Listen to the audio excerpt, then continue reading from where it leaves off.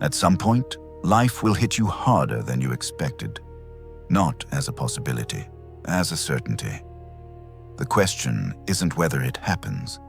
The question is who you are when it does. And the answer to that question is decided long before the moment arrives. In the daily habits, the practiced responses, the internal structures you've either built or neglected during the ordinary days that preceded it. Most people discover this too late. They find out who they are under pressure by experiencing the pressure first.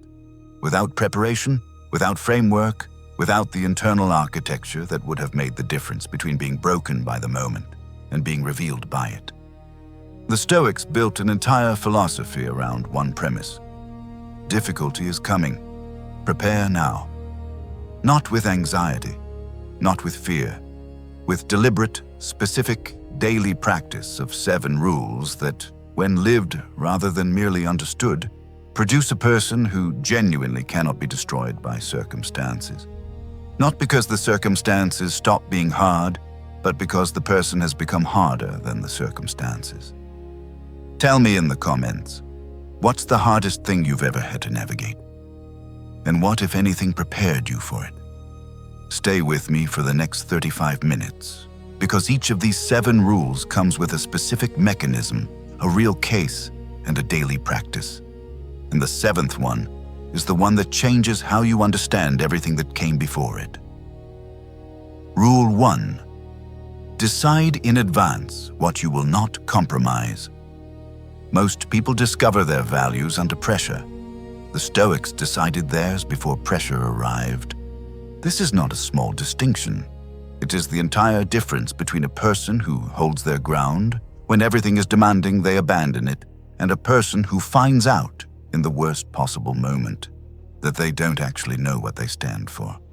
Here's what happens to most people when difficulty arrives. The pressure is immediate. The thinking is slow.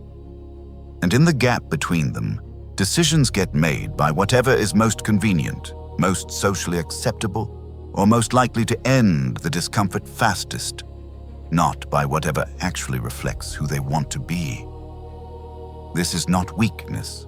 It is the natural outcome of never having done the work of deciding in advance. Epictetus called this work the clarification of prohairesis, the ruling faculty of choice, the part of you that decides, that directs, that remains genuinely yours, regardless of what anyone else does or what circumstances demand. He was explicit that this faculty requires deliberate cultivation, not just reflection. Decision. The difference between those two things matters more than most people realize. Reflection says, I think honesty is important. Decision says, I will not lie to protect myself in a difficult professional situation, even when lying would be easier and possibly undetected. Reflection says, I think my relationships matter. Decision says, I will not sacrifice a genuine friendship to a professional convenience, even when the professional convenience is significant. The specificity is what makes it real. Because when the moment arrives, and it will, the general value, honesty matters, is not enough.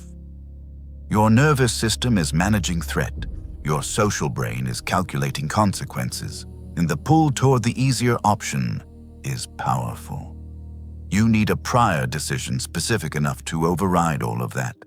A line you drew before the fog arrived that you can find again inside the fog. I want to give you a specific person. He was in a position where telling the truth about a situation at work was going to cost him significantly. Not his job, but a project he'd worked on for 2 years, a relationship with a manager he valued, and probably his trajectory inside the organization for the next several years. The lie was easy.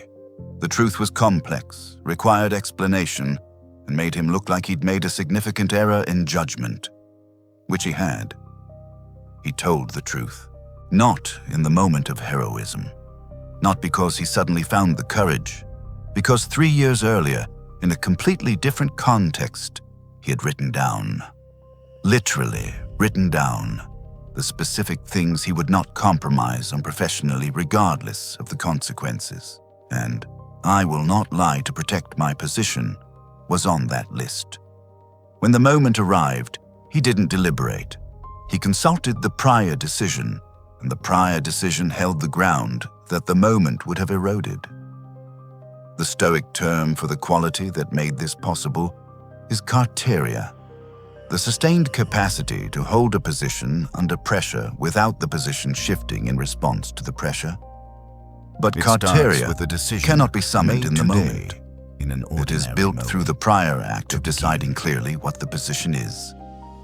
Most people have values they've never fully articulated, even to themselves.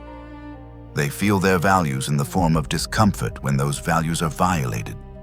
But they've never done the work of translating that discomfort into clear, specific decisions about what they will and will not do. That work is what this rule requires. Not philosophical reflection, not journaling about your values in the abstract. Specific decisions about specific situations, stated clearly, written down, returned to regularly, and updated as you learn more about who you actually are under pressure. Because pressure reveals, and the revelation is far less painful when you've already done the work of knowing what it's going to show. The daily practice. This week, write down 3 specific situations in which you might be tempted to compromise something that matters to you. For each one, write the decision you're making now before the situation arrives. Not what you hope you'll do, what you're deciding to do. The specificity is what makes it function. The next rule is the one that most people understand intellectually, and almost nobody practices at the depth that actually makes a difference. Rule 2. Separate what is yours from what was never yours.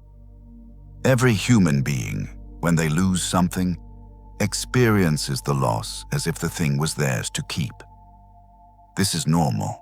It is also the source of a significant portion of the suffering that difficult periods produce. Suffering that is not caused by the loss itself, but by the assumption of permanence that was never actually warranted. The Stoics drew a distinction that seems simple until you try to actually live by it. Some things are yours, your choices, your intentions, your effort, your responses. These are yours unconditionally. They remain in your territory regardless of what anyone else does, regardless of what circumstances produce, regardless of outcomes. Everything else, the results of your effort, the opinions of other people, the continuation of relationships, the persistence of circumstances you prefer, the health and safety of people you love, was never permanently yours. It was on loan. And the loan, for reasons that are entirely outside your control, can end at any time. Most people know this abstractly and have not absorbed it at the level where it actually changes how they experience loss. The difference between knowing it and absorbing it is not one of intelligence. It is one of repeated, deliberate practice. Specifically, the practice the Stoics called memento mori, the regular contemplation of the fact that what you have will not last, precisely so that when things end or change, you're not encountering the impermanence of the world for the first time. I want to be concrete about what this means in a real situation, because abstract philosophy about impermanence is easy to agree with and almost useless when you're in the middle of a genuine loss. She had been with her company for 11 years, had built a team, a reputation, a body of work she was genuinely proud of. And then, in a restructuring that was entirely about finances and had nothing to do with the quality of her work, her position was eliminated. The first 2 months were extraordinarily difficult, not primarily because of the financial pressure. She had savings and found a new position within 90 days. The difficulty was the specific kind of grief that comes from losing something you had without having fully understood that you never owned it. The relationship with the organization, the identity that came with the role, the daily structure that had been hers for 11 years. All of it gone. She told me afterward that the thing that eventually shifted was a question she'd read in a text on Stoic philosophy. and initially dismissed as too abstract to be useful. What did I bring to this situation that was genuinely mine? And what did I receive from it that I mistook for mine? The answer surprised her. What she brought, her judgment, her relationships with individual people, her accumulated understanding of her field, her capacity to build something, was entire. And the grief, she said, gradually relocated. From the category of I lost what was mine to I no longer have access to something that was genuinely good and that I genuinely valued. The second category still hurts, but it doesn't produce the particular destabilization of the first. Because the first carries the implicit question, if what I thought was mine can disappear, what can I trust? What is permanent? What is secure?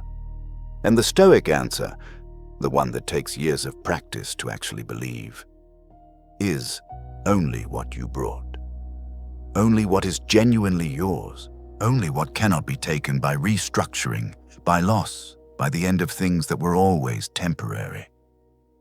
The Stoics called this understanding apatheia.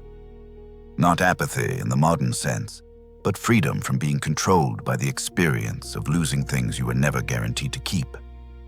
This does not mean not caring about what you lose. It means having a clear enough account of what is actually yours, that the loss of what was never permanently yours does not destroy the foundation. The daily practice. Today, identify one thing in your life that you treat as yours in a way that's not fully accurate. A role, a relationship, a status, a situation. Not to become detached from it, but to become clear about what you actually own within it. What you brought. What you've built that is genuinely yours. What would remain if the external structure changed tomorrow? What comes next is the rule that most people think they understand because they've heard the concept. They've almost never practiced it in the form that actually works. Rule 3. Let difficulty change you without letting it define you. Here is a distinction that sounds subtle and is actually enormous. There is a way of going through hard things that produces wisdom, depth, and a kind of earned equanimity that no easier path could have produced.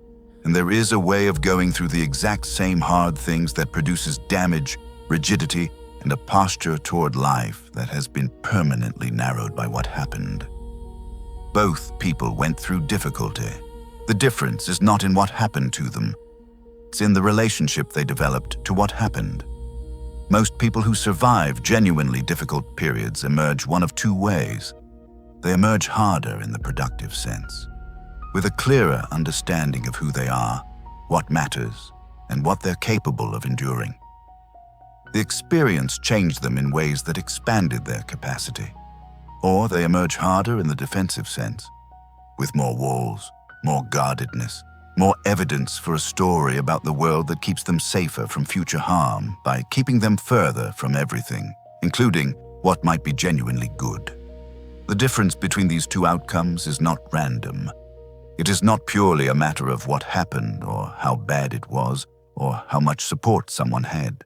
It is substantially a matter of whether the person going through it had a framework for integrating difficulty rather than simply surviving it.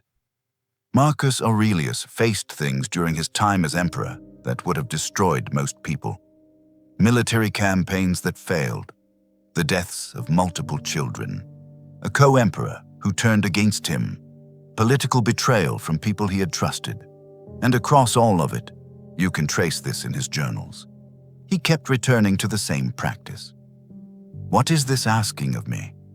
Not what is this doing to me? What is this asking? The question reframes the relationship to the difficulty fundamentally. What is this doing to me positions you as the recipient of circumstances you didn't choose and can't change.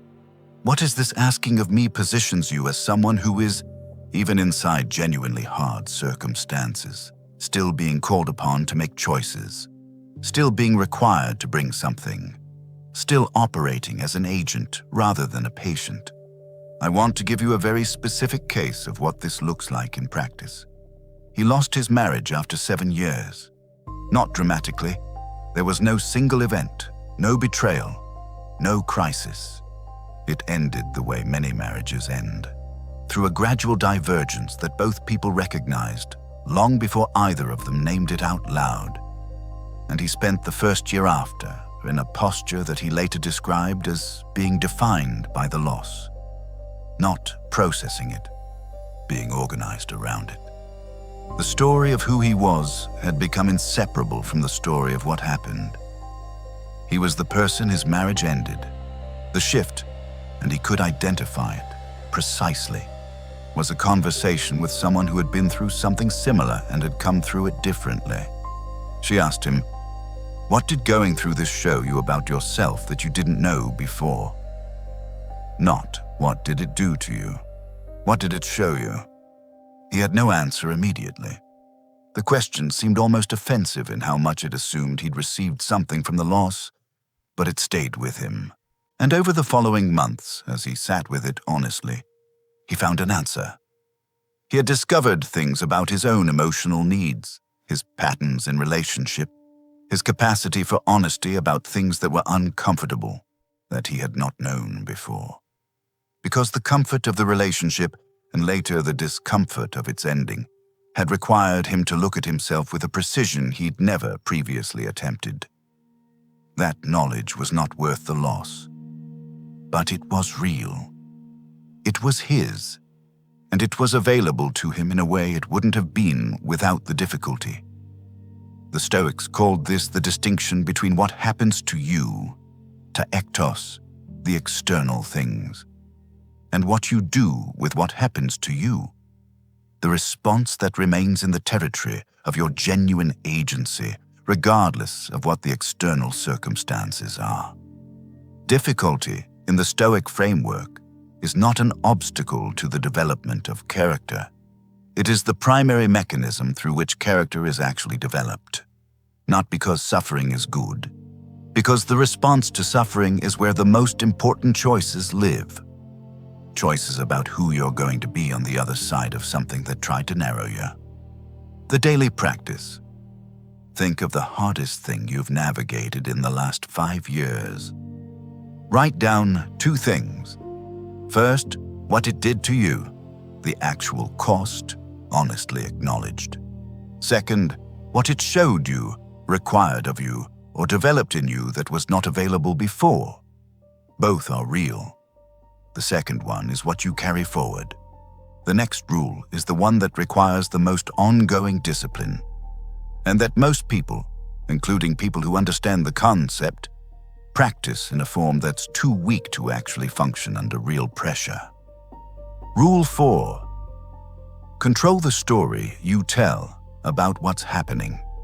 Here is something that is both simple and among the most difficult things a human being can actually do. Your experience of any event is not the event. It is the event plus the story you tell about the event. And the story, the meaning you assign, the implications you draw, the narrative frame you place around what happened, is, to a far greater extent than most people have realized, subject to your direction, not your control, your direction. Epictetus opens the Enchiridion, his most distilled philosophical text, with a statement that sounds obvious until you try to actually implement it at the depth it requires. Some things are in our control, and others are not. Things in our control are opinion, pursuit, desire, aversion, and, in a word, whatever are our own actions. Opinion, the story you tell about what's happening, that is first on the list. Not because it's easy, because it's the most important. What most people do when something difficult happens is accept, without examining it, the first story the mind produces. I failed. I'm not good enough. This always happens to me. The world is unfair. I should have known better. This is evidence of something permanent and structural about my situation. None of these stories are necessarily true.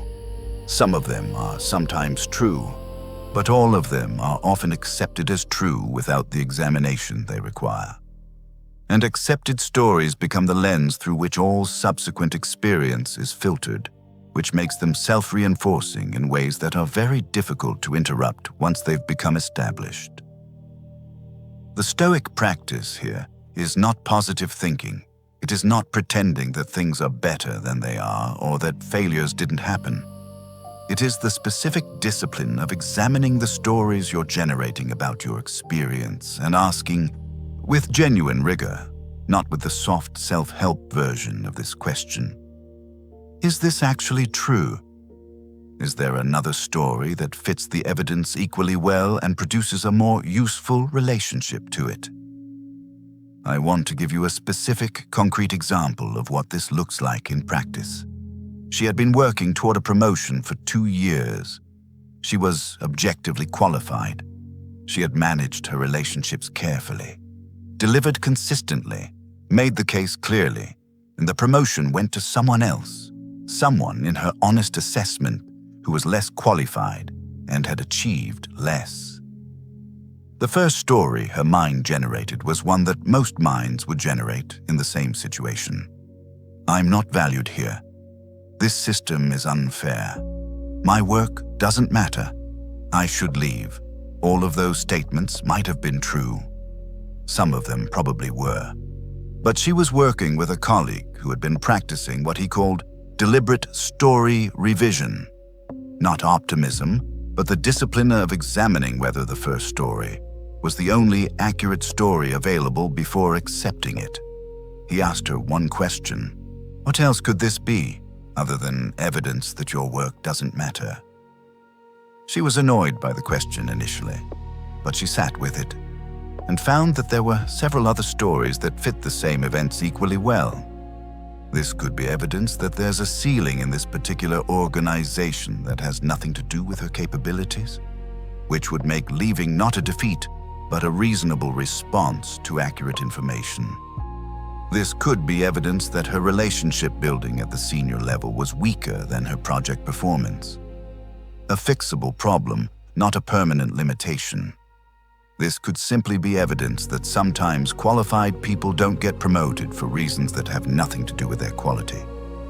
None of these stories was more demonstrably true than the first one, but they were equally consistent with the evidence, and they produced a fundamentally different relationship to the experience and a fundamentally different set of available next actions. The Stoics called the practice of examining and directing your stories about experience cognitive redirection, not the modern psychology term, which they didn't have, but the same practice described by Marcus Aurelius in his Meditations under the concept of refusing to let external events write the interpretation of themselves. The event is the event. The meaning is yours to assign, not arbitrarily, not dishonestly, with the full weight of honest examination, but yours. The daily practice. The next time something difficult happens, before you accept the first story your mind generates about what it means, write down 3 alternative stories that fit the same facts. Not better stories, just alternative ones that are equally consistent with the evidence. Notice whether the first story is actually the most accurate one, or simply the most automatic one. We're halfway through. What comes next is the rule that the Stoics considered the most counterintuitive, and that produces the most dramatic shift in how difficulty actually lands. Rule 5. Practice the worst case before it arrives. 2100 to 2600. This rule will seem strange until you understand what it's actually for, and then it will seem like one of the most practical things you've ever heard.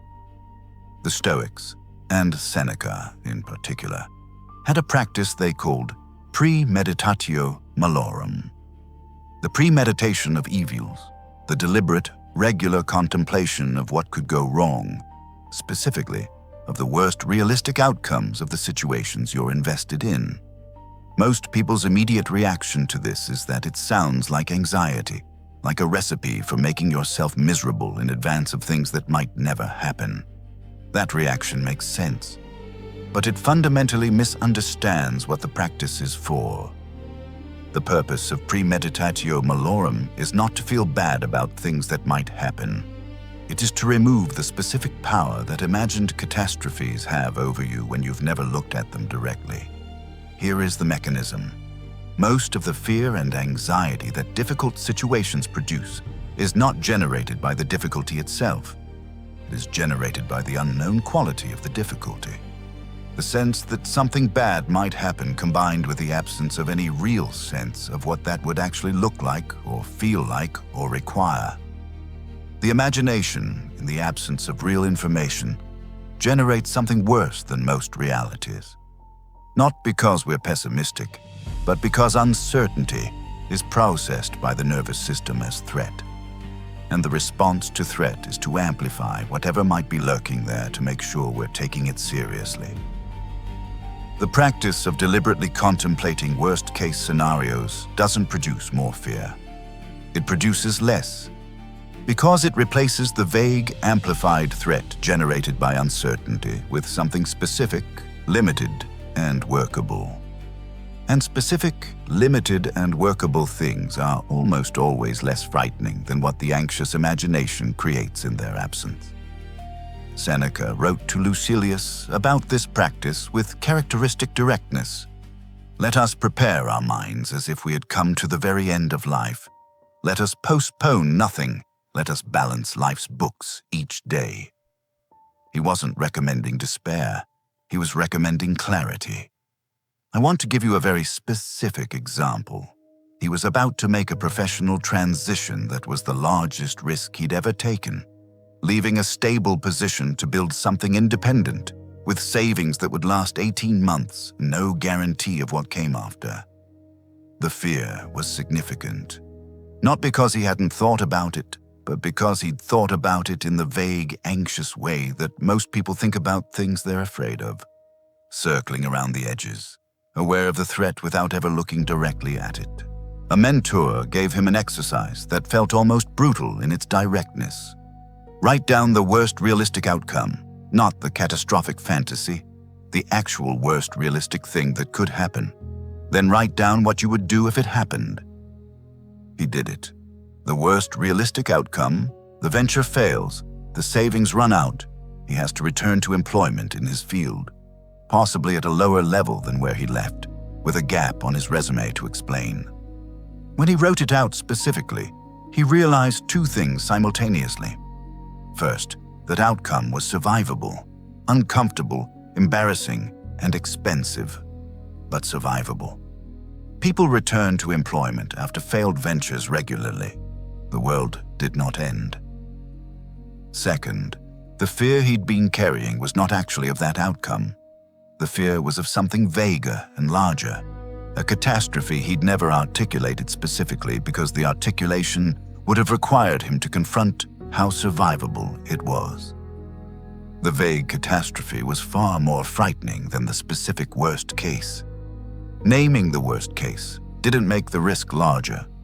It made the fear appropriately sized, and therefore possible to carry without it controlling his behavior.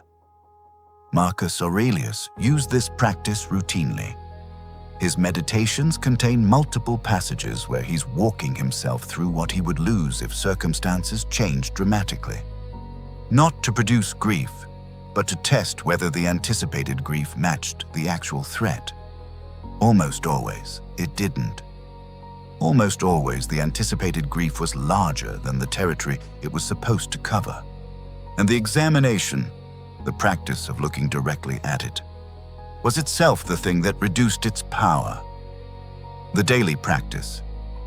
Identify the thing you are most afraid of losing or having go wrong in your current situation. Write down the specific, realistic worst case, not the catastrophic fantasy, the actual realistic worst outcome. Then write down, in as much detail as you can, what you would do if that happened. Notice whether the exercise increases your anxiety or reduces it. For most people, it reduces it significantly.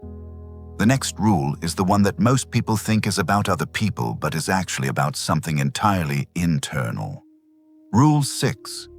Build your identity on what you do, not what you have or what you're given. Here is the fundamental architecture problem that makes most people vulnerable to difficulty in a way they don't need to be. They have built their sense of who they are substantially on external things. Their role, their status, their relationships, their reputation, their accomplishments, their title, the position they occupy in the structures of their professional and social life. None of these things are bad. All of them are worth having, but building your identity on them is structurally dangerous. Because all of them can be taken, and when they go, if your sense of who you are went with them, you're not just navigating a loss. You're navigating a loss of self, and the loss of self is a categorically different and more difficult thing to navigate than the loss of a role, a relationship, or a status. The Stoics were clear about where identity should be built. Not on what you have, on what you do with what you have.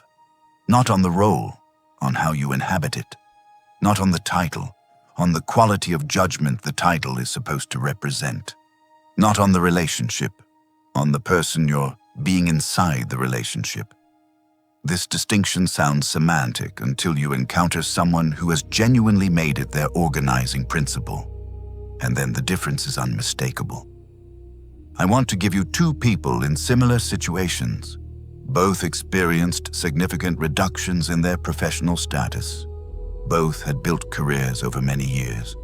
Both lost positions that had defined them for a significant period of their lives. The first person's recovery was long and difficult, not primarily because of the practical challenges, but because the loss of the role felt like the loss of a self. He didn't know who he was without the context the role had provided.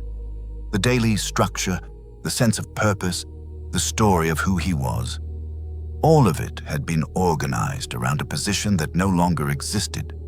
He rebuilt, but he rebuilt slowly and in a direction that largely replicated what he'd lost. Same industry, similar role, similar structure, because the aim was to recover the identity rather than to examine what had been built. The second person had done, not consciously, but through years of practice, something different.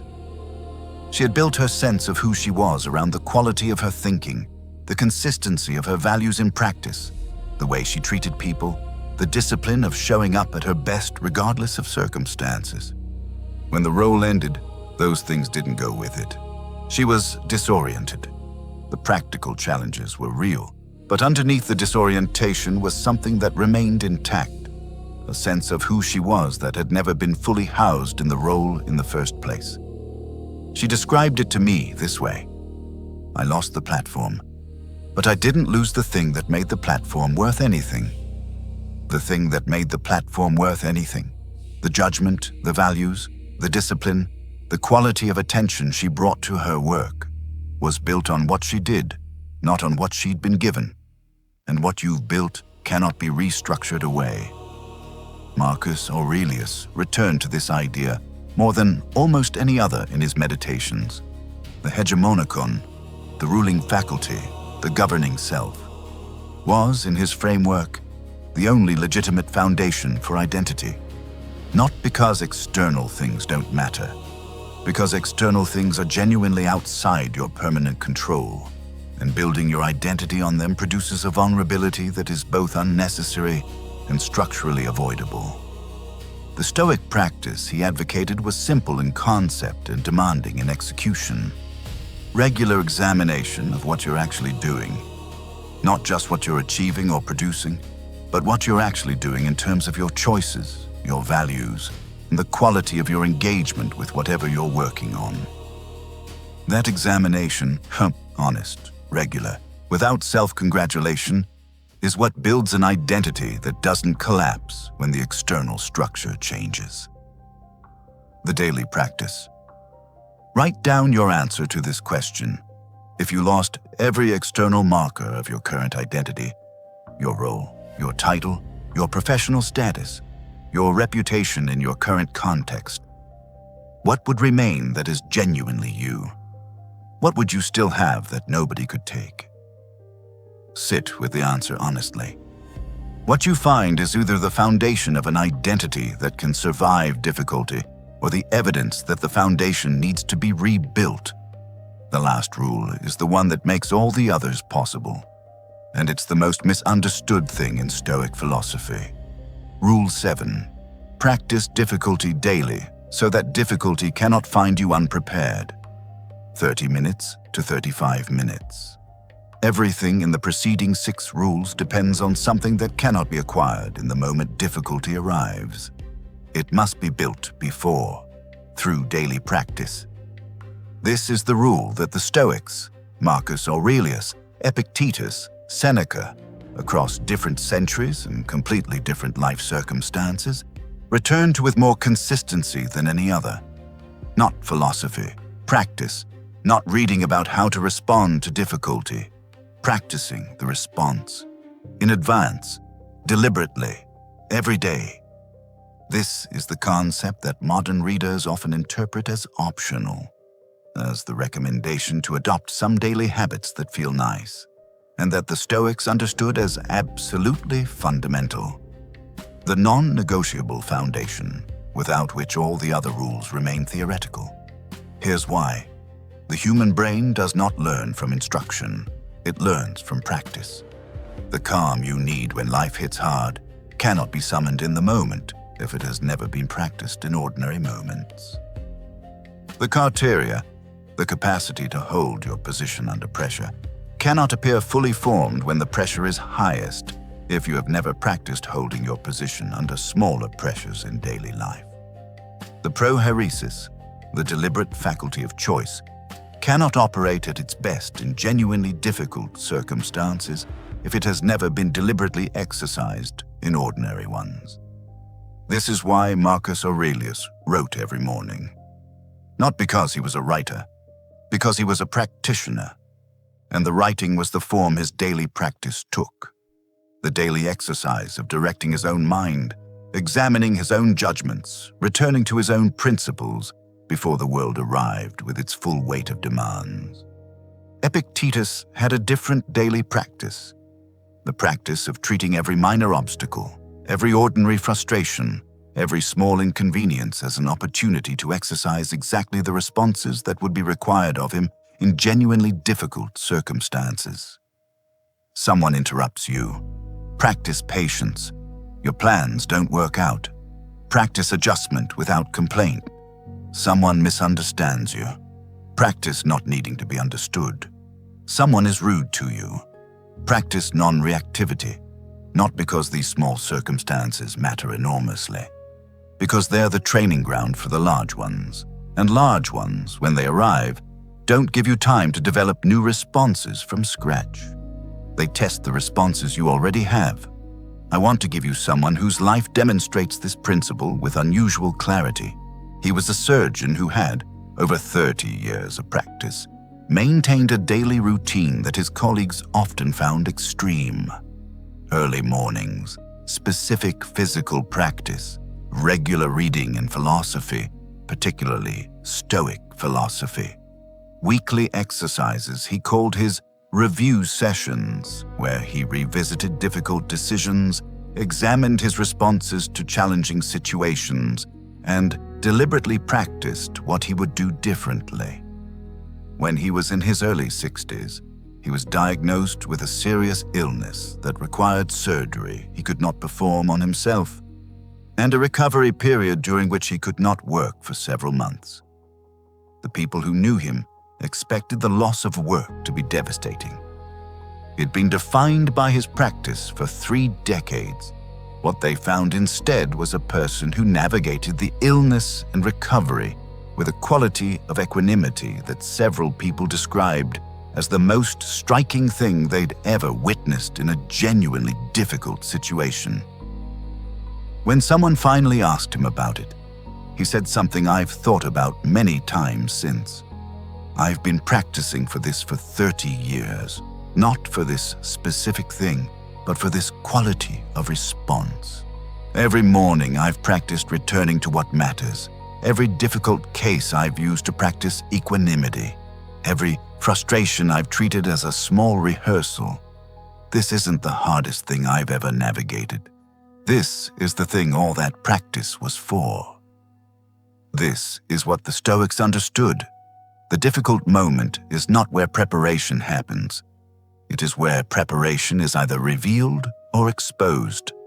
And the preparation, the daily, unglamorous, unsexy practice of directing your own mind in ordinary moments, is the only thing that determines which of those it is. Seneca's version of this principle is perhaps the most direct. The wise man is protected by his reason, not by his circumstances. He does not hope for the best and fear the worst. He sees what he has prepared for.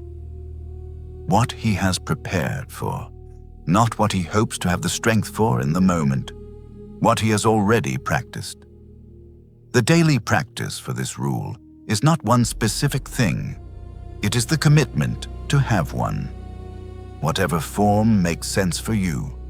Writing, physical practice, meditation, deliberate reflection, the reading of philosophy and the application of it to your current situation, the form matters less than the consistency. Daily, not when you feel like it, not when life is easy, not on the days when it seems obviously necessary. Daily, because the difficult moment will not arrive with advance notice. It will not give you time to prepare. It will simply arrive. And what it finds is what you've built in the ordinary days that came before it. 7 rules. And they have one foundation. Every single one of them is, at its core, a form of preparation. Deciding your values before you need them. Clarifying what is genuinely yours before you lose anything. Developing the capacity to let difficulty change you before difficulty arrives.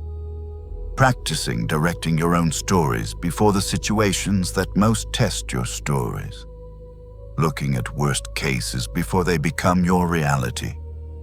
Building your identity on what you do before what you have is taken. Practicing daily before the moment that will require everything you've practiced. None of these things can be acquired in the moment difficulty arrives. They must be built before, in the ordinary days, in the unremarkable mornings, in the small decisions that nobody is watching and that don't seem to matter much.